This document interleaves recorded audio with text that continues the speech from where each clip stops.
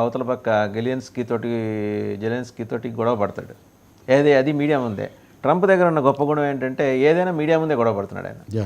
ఇప్పుడు Elon Musk తోటి కూడా ఈ పంచాయతీ తనే కావాలని తెచ్చుకున్నాడు కదా. ఎందుకు ఇలా జరుగుతుంది అంటే ఒకటండి, ఇక్కడ పంచాయతీ ఎక్కువగా ట్రంప్ కంటే కూడా ఐ థింక్ రేనా ఏదో ఉంది ఆయన పేరు, అమెరికా విదేశాంగ సెక్రటరీ ఆఫ్ స్టేట్, సెక్రటరీ ఇప్పుడిప్పుడు ఆయన వస్తున్నాడు.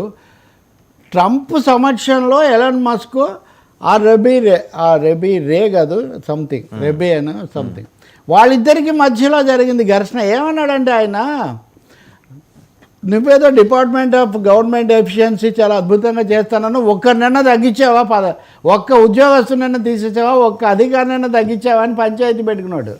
అంటే మేము అది చేసాము ఇది చేసామని మస్క్ ఏదో చెప్పబోతే అతను ఏమాత్రం వినలేదు. అంటే ఉద్యోగులను అధికారులను తగ్గించడంలో వైఫల్యం గురించి వాళ్ళిద్దరూ అధ్యక్షుడు ఎదురుగా పడ్డం, మీరు అన్నట్టు రచ్చబండ. అంటే we cannot expect white house అంతకుముందు అంటే ఏ విధంగా పాలనా ప్రమాణాల నుండి విలువల నుండి పడిపోతున్నాయి, క్షీణిస్తున్నాయి. ఇది అమెరికా యొక్క ఆర్థిక రాజకీయ నైతిక సంక్షోభానికి ఒక నిదర్శనం అని మీరు తీసుకోండి. ఇది యాక్సిడెంటల్ కాదు. అంతకుముందు నేను మొన్న కూడా చెప్పాను, బుల్లి మస్క్ ముక్కు చేదుకున్నాడు అమెరికా అధ్యక్షుడు పక్కన కూర్చొని. కానీ ఇమాజిన్ ప్రోటోకాల్ ఎటికేటు ఇన్ని కబుర్లు చెప్పే అమెరికా అధ్యక్షుడి పక్కన చిన్న పిల్లోడు కూర్చొని ముక్కు చీదుకున్నాడు. So that is the state of things. ఏదో ఒక విధంగా యుఎస్ అక్కడికి వెళ్ళి జైశంకర్ గారు కూడా వెళ్ళొచ్చారు, మోదీ కూడా వెళ్ళొచ్చారు. ఓకే, మోదీ కూడా అనవసరంగా వెళ్ళి హడావుడి పడ్డారు, మనకి ఇంతవరకు శూన్యహస్తమే. అయినా జైశంకర్ గారు అంటారు కదా, మన విదేశాంగ మంత్రి, అమెరికా ఎజెండాలో ఉన్న కొన్ని అంశాలు భారతదేశానికి ఉపయోగపడతాయంట. ఉపయోగించి ఏదైనా ఉపయోగపడతాయని చెప్పొచ్చు ఆ విధంగా, అది ఏది సామెత చెప్పినట్టుగా. కాబట్టి వ్యతిరేకంగా ఉంది. మీరు అన్న రెండు అంశాలు ఉన్నాయి. జెలెన్స్కీ పాయింట్, జెలెన్స్కీ విషయంలో చాలా విచ్చలవిడిగా ప్రవర్తించి దాన్ని ఒక కొలికి తెచ్చాడు ట్రంప్. జెలెన్స్కీ కూడా అవకాశవాది, దుస్సాహసికుడు కాబట్టి ఇక్కడ నీలిగి చాలా చేసి అక్కడికి వెళ్ళి దాదాపు క్షమాపణలు పెట్టి చేతులు ఎత్తేసాడు. మోర్ దాన్ దట్ ఇప్పుడు పెట్రోల్ సమస్య కూడా వచ్చింది.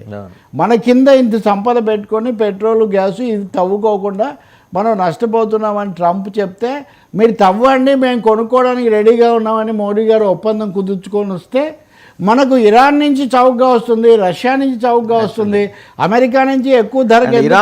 సహజ మిత్ర దేశం కదా సార్, సహజ మిత్ర దేశం. కానీ అమెరికాను సంతోషపెట్టడం కోసం మనం ఇరాన్ విషయంలో తటస్థంగా ఉన్నాం. ఇప్పుడు ఇరాన్ రెఫరెన్స్ ప్రత్యేకంగా ఎందుకు వచ్చిందంటే, ట్రంప్ అనే అధ్యక్షుడు ఇరాన్తో మేము ఒప్పందానికి మళ్ళీ సిద్ధంగా ఉన్నామని సిగ్నల్స్ పంపిస్తున్నాడు. కానీ 2018కి ముందు ఆయన అధ్యక్షుడిగా ఉన్నప్పుడు ఇరాన్తో కుదుర్చుకున్న ఒప్పందాన్ని ఏకపక్షంగా రద్దు చేసుకున్నాడు. ఏకపక్షంగా అంటే ఏమన్నా ప్రపంచం అంటే ఫుట్బాల్ అనుకుంటున్నాడా ఆయన? అది ఉక్రెయిన్ అయినా, ఇండియా అయినా, టారిఫ్ అయినా అందరితో అదే చేస్తున్నాడు. ఇప్పుడు ఇరాన్ మీద ఎందుకు వస్తుంది? ఇప్పుడు భారతదేశానికి ఇరాన్ కూడా ఒక సమస్య. ఇరాన్ బలపరచాలా, అమెరికాను బలపరచాలా? మీరు ఇదే సమయంలో పక్కన కెనడా చూస్తే, కెనడా అనేది అమెరికాలో 51వ రాష్ట్రం అని ఆయన ప్రకటిస్తే వాళ్ళు కొత్త నాయకుని ఎన్నుకుంటున్నారు. ఇవి మేము భరించలేం చెప్పేశారు. కెనడా ఎప్పటికీ అమెరికాలో భాగం కాదు అని చెప్పేశారు. కాబట్టి ఈ జగడాల మారి, తగాదాల మారి ట్రంప్ యొక్క పద్ధతులు, ఈ వికృతమైన పోకడలు, వివాదాస్పదమైన చర్యలు, వీటితో విడగొట్టుకోవాల్సిన అవసరం భారతదేశానికి పూర్తిగా ఉంది. సంబంధాలు, స్నేహం వేరు, కానీ ఈ విషయాల్లో సంబంధాలు కేవలం ట్రేడ్ వరకే అంతవరకే. ఇప్పుడు పక్కనున్న మెక్సికో, పక్కనున్న కెనడా, సమానంగా ఉన్న చైనా ఇవన్నీ ప్రశ్నిస్తుంటే ఒక్క ఇండియా, రష్యా ఎలాగో ఇట్లా ఉంది. ఒక్క ఇండియా కనుక గట్టిగా నిలబడగలిగితే ఇప్పుడు కొంచెం దీన్ని మార్చడానికి అవకాశం ఉంటుంది. That is required. లేకపోతే మస్కును రెబో ఇద్దరు కొట్లాడుకుంటే మనం ఎక్కడన్నీ మధ్యలో, మన పిల్లలు కూడా ఉన్నారు అక్కడ, అనేక మంది ఉద్యోగాలు చేసుకుంటున్నారు. వాళ్ళని ఎందుకు పంపించలేదని అడుగుతున్నాడు ట్రంప్ను. ఏమి రాజకీయము, ఏమి కథ. కాబట్టి చాలా దారుణంగా ఉంది. ఎవరు ఊహించలేదండి. ఒక రాజ్యం యొక్క, అందులో ప్రపంచంలో పవర్ సెంటర్గా ఉన్న రాజ్యం యొక్క వ్యవహారాలు ఇంత బాహాటంగా రచ్చలబడతాయని ఎవ్వరు ఊహించలేదు. రైట్, థ్యాంక్ యూ రవి గారు, థ్యాంక్ యూ వెరీ మచ్. చూసాం కదా తెలకపల్లి రవి గారి విశ్లేషణ. ఎమ్మెల్సీ ఎన్నికలు 2 తెలుగు రాష్ట్రాలు, దాంట్లో అభ్యర్థుల ఎంపికకు సంబంధించి మరి ఇటు కాంగ్రెస్ కానీ అధికార పక్షం, అటు కూటమిలో ఉన్న తెలుగుదేశం కానీ ప్రాపర్గానే వెళ్ళాయి. బట్ అందరినీ అకామిడేట్